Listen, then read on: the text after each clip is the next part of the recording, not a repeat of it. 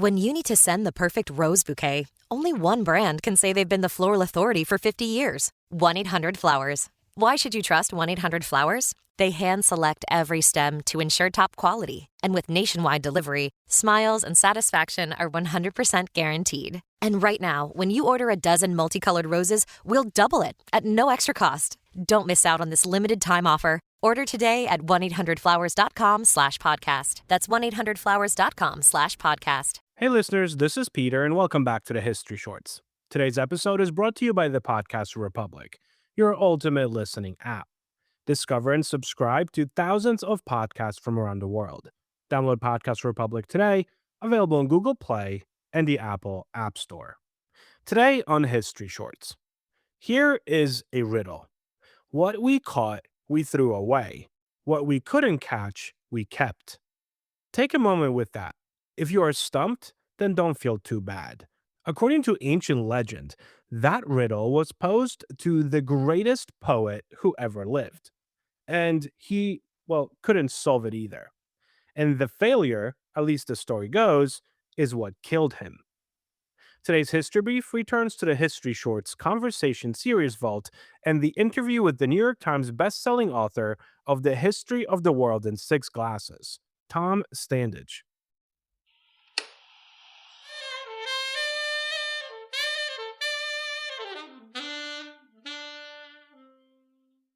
A quick word from our sponsors. Meet Christine. She loves shopping. And this is the sound of fashion overload. Too many fabulous things, not enough space. So Christine started selling with The Real. I've always loved collecting designer pieces. Gucci bags, Prada heels. But my style keeps evolving. Selling with The Real? Game changer. I earn more, and they do everything. Seriously, just drop off your items or schedule a pickup. We handle the photos, descriptions, pricing, even shipping. You just sit back and watch your items sell fast to our 38 million members. And I get peace of mind knowing I earn more selling with The Real than anywhere else. Exactly.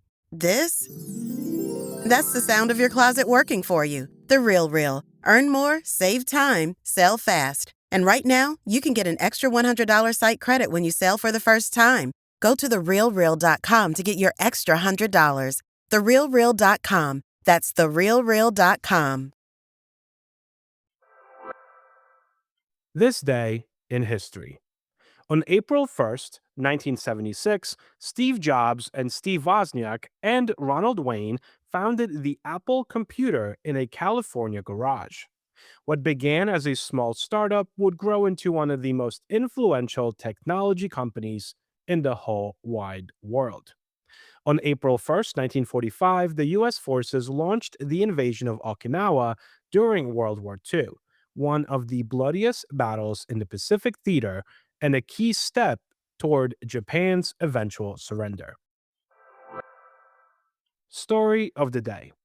Let's start with what we actually know about Homer himself, which is, depending on your tolerance for scholarly uncertainty, either a very little amount or almost nothing.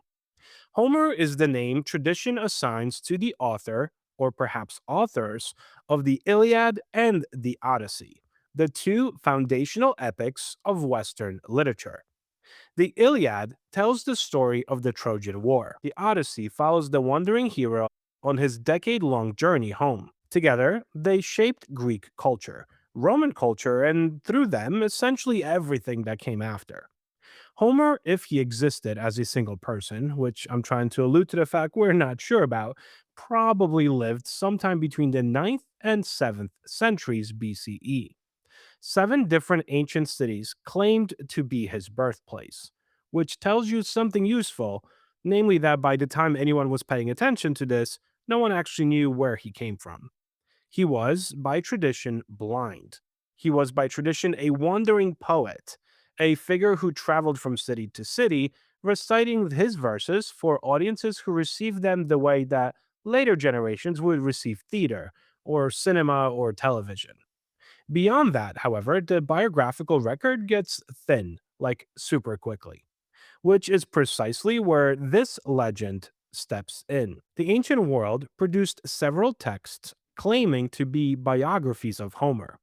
The most famous is a work called The Contest of Homer and Hesiod, and another known simply as The Life of Homer, attributed almost certainly incorrectly to the historian Herodotus.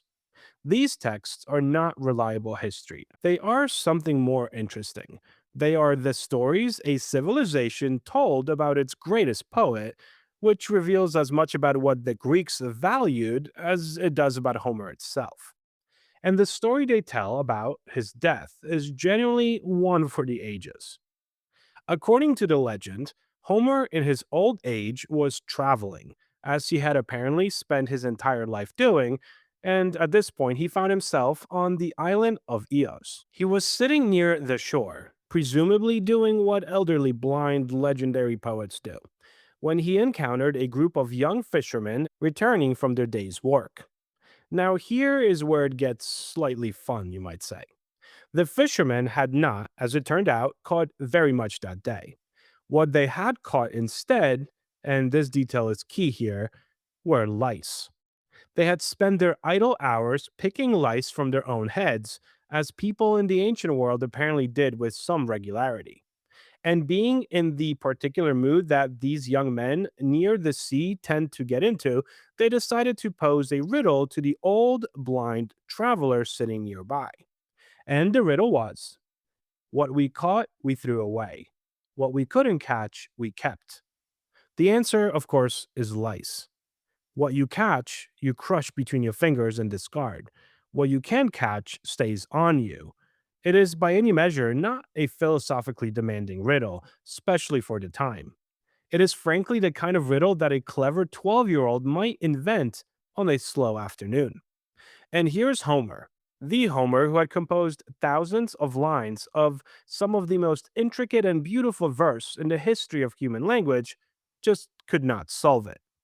The ancient sources differ slightly on the details of what happened next, but the core of the legend is quite consistent. Homer was so consumed by shame and grief at this particular failure, so devastated that his famous intellect had been defeated by a children's puzzle about fishing for parasites, that he fell into a profound despair.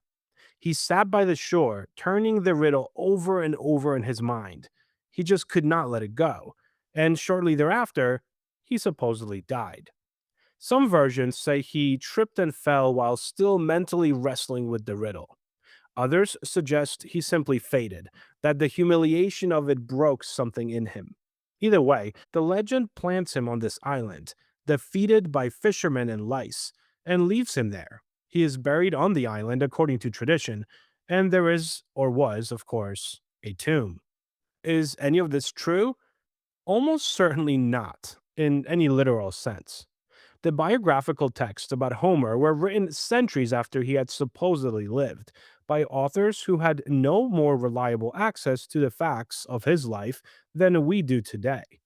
The Riddle story has the quality of folklore rather than history. I mean, that's obvious. A tale shaped by what it's meant to illustrate, not by what actually happened. But here's where it gets a little interesting. What is this story actually about?